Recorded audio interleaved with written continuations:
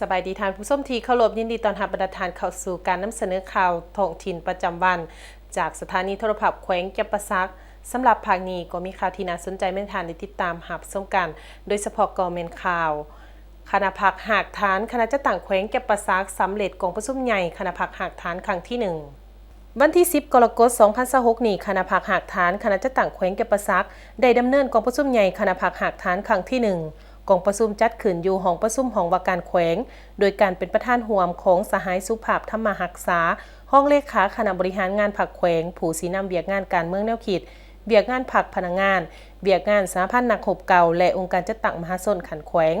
สหายบุญคงพันวงศาคณะประจำพรรคแขวงประธานกวดกาพรรคแขวงต่างหน้าคณะรับผิดชอบบุคลากรขันแขวง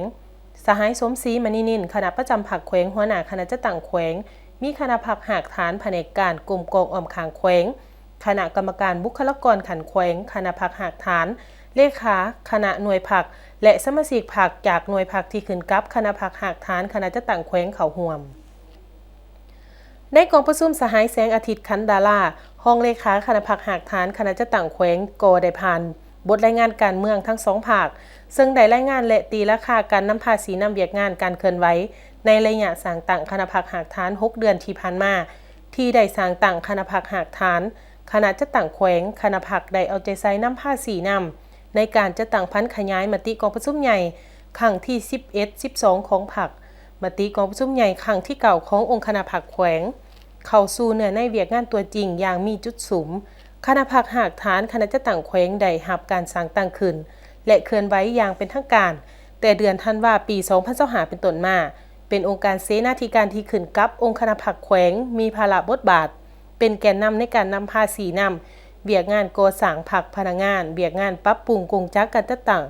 และเบียกงานปกครองในขอบเขตทั่วแขวงมี3หน่วยพรรคที่ขึ้นกับคือหน่วยพรรคแขนงของการและแขนงพรรคหน่วยพรรคแขนงคุ้มครองพนักงานรัฐกรหน่วยพรรคแขนงกงจักรการจัดตั้งพรรครัฐและแขนงปกครองปัจจุบันมีสมาชิกพรรคทั้งหมด46สหายยิ่ง20สหายพร้อมนี้ยังได้ผ่านขาดไม้สู่ส้นกำหนดบรรดาทิศทางหน้าที่ร่วมในระยะ5ปี2026-2030ภายใต้คำขวัญสร้างพรรคปลอดไซเข้มแข็งนักแน่นสร้างพนักงานเป็นมืออาชีพหันกงจักรเป็นทันสมัยและปกครองด้วยกฎหมาย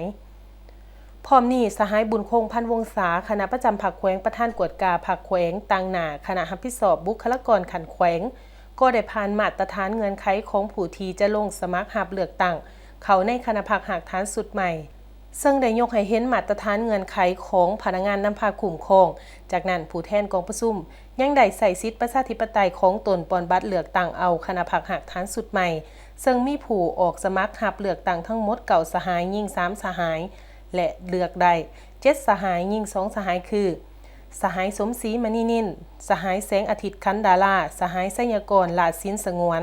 สหายนางสมบูรณ์แก้วพระนาไพสหายเพชรตาวันมณีวงศ์สหายทฤษฎีศรีสมุทรและสหายนางมณีลาจันทไพจิต